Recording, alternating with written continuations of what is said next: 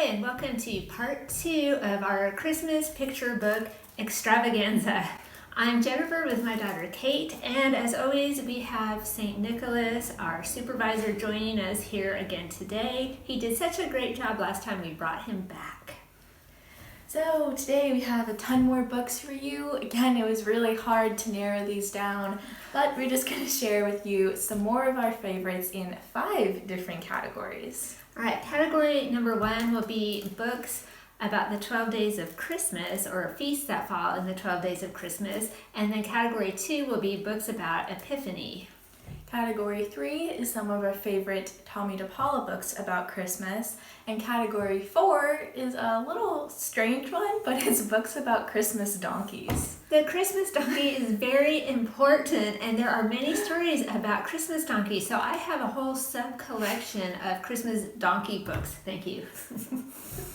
And then the 5th category, and the last one, will be a collection of just random books that we really like or think are very interesting or unusual. So get comfy, grab a drink. We're going to have another long video. Alright, moving straight into category 1 about the 12 days of Christmas. We have this one, The Forgotten Christmas Saint, which is about Saint Anastasia. So her feast day is the very first day of Christmas, December 25th itself. So she often gets overlooked. Yeah, you don't usually think of Saint Anastasia on Christmas Day, but the author Susan Peake specializes in writing books about forgotten saints.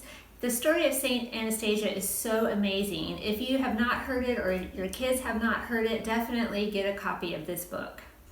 On the 2nd day of Christmas, December 26th, that's the feast of St. Stephen. So the good King Wenceslas is a very good choice for that. This book has really great pictures. It's the song set into a book or made into a book, so it's the perfect choice for that day.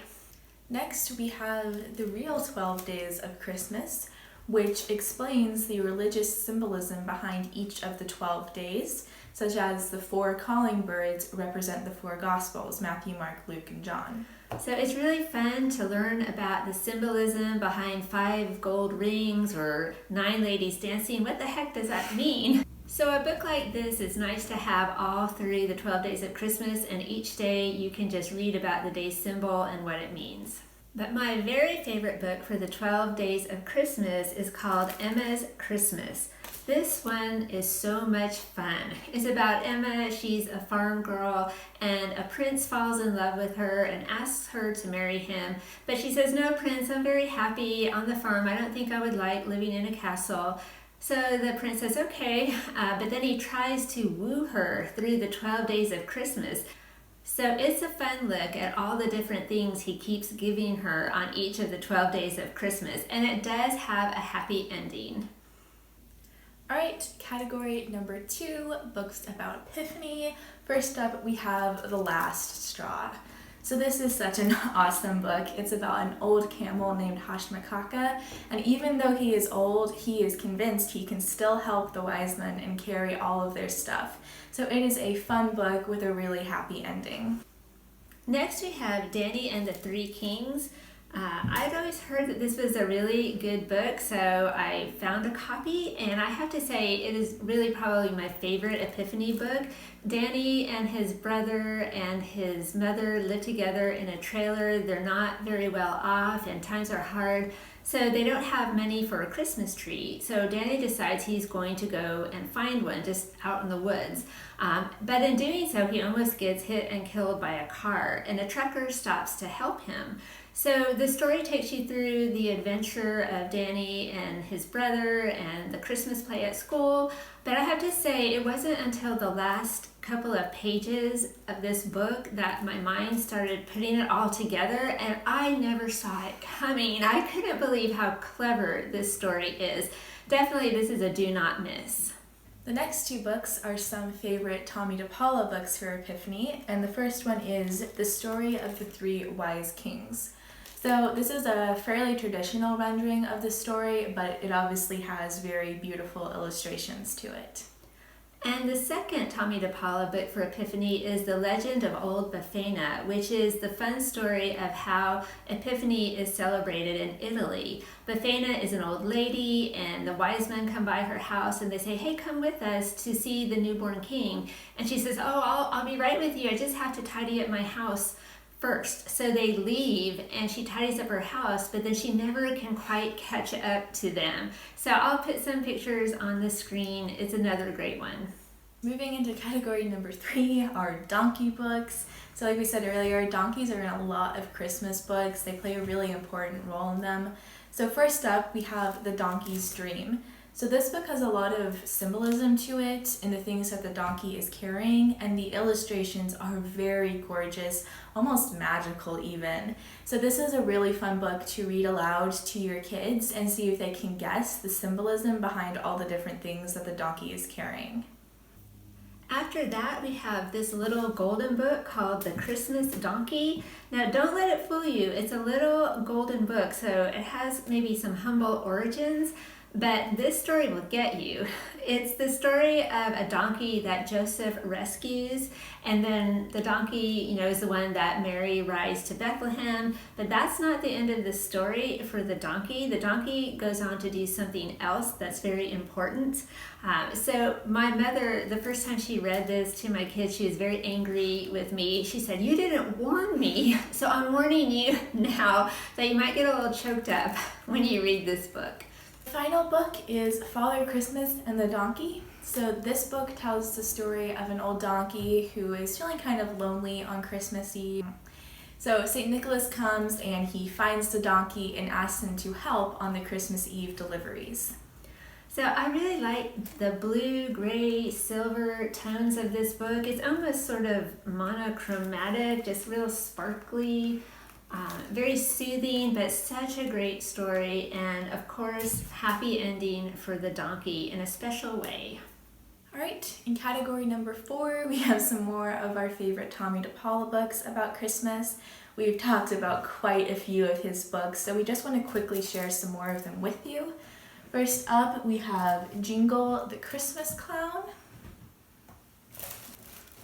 Then we have The Legend of the Poinsettia. It's very interesting that the poinsettia was named after a man who came from South Carolina, Dr. Poinsett. Then we have Friendly Beasts, which is an old English Christmas carol put into book form. Very sweet book.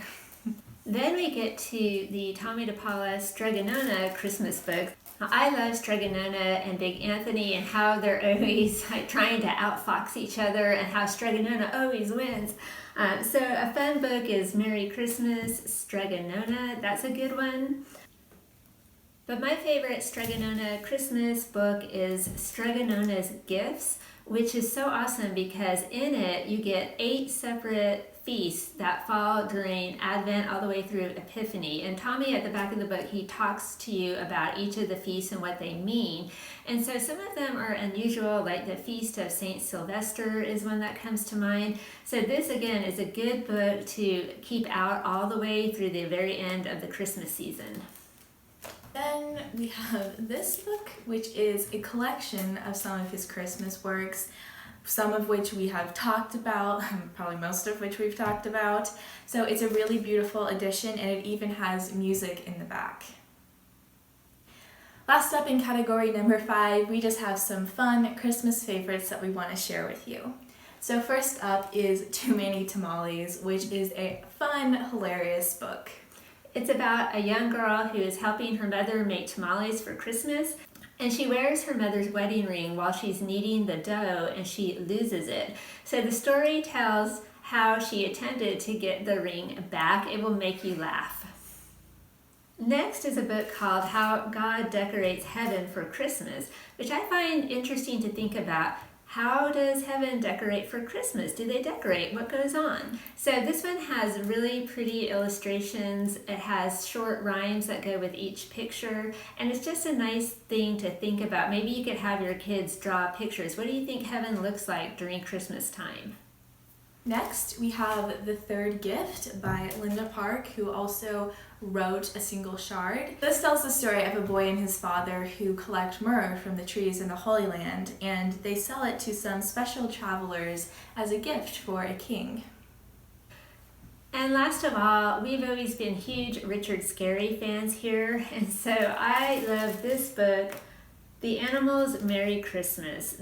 The illustrations are so colorful, bright, cheerful, fun. The stories are just, like fluffy nonsense, but just so cute. I always enjoyed reading this one to my kids at Christmas, so I had to have at least one Richard Scarry book in our video today.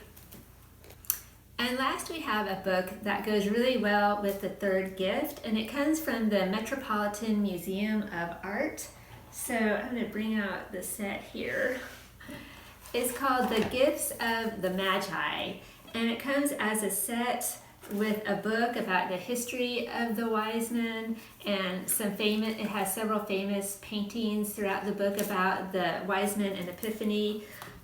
But what really makes it special is that it comes with a little vial of pure gold flakes and some frankincense and myrrh. So this is a hands-on type of thing that you can do with your kids. I believe this particular edition is out of print, but there are cheap copies available on Amazon, or you could look for a set that's more recent so you still have the nice smells from the frankincense and myrrh.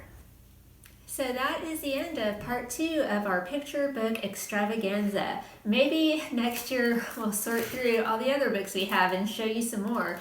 But in the meantime, we hope that you saw some old favorites, maybe saw some new titles that interest you. And as always, we thank you for joining us here on Catholic Mom and Daughter, and we'll see you next time. Bye.